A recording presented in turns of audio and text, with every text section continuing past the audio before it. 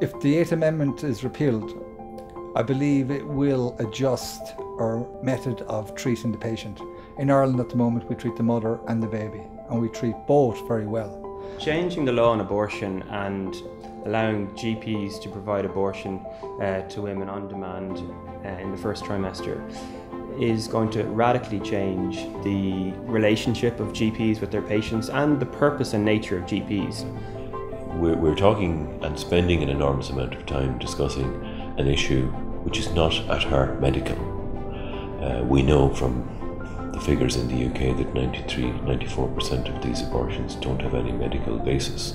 It's not the health service as such, although it is going to come into the health service according to what's proposed. But I think it's unfortunate that it is drawing attention away from real solutions to our particularly accident and emergency services, to the fact that we need probably 3,000 or 4,000 more hospital beds, and to the fact that there are thousands and thousands of people waiting for an unreasonable length of time for treatment on waiting lists.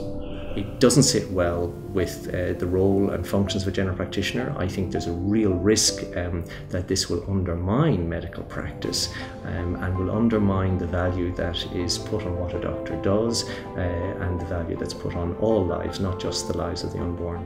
From going from people who try to improve the health of our patients and save lives, the most significant thing that we will do in our day's work will be to end a patient's life. It is not healthcare. It will contaminate healthcare.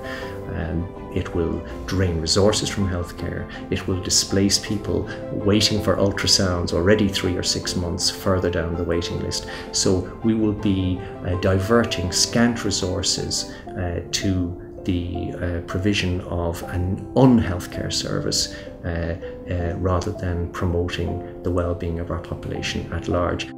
This won't be just happening on a small scale.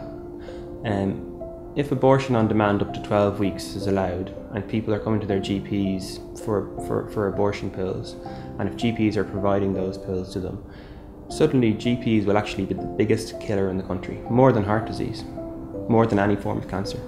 And that to me is something that's utterly frightening. If the rights of the baby have been extinguished, I think our care will change, and that's something I would hate to see.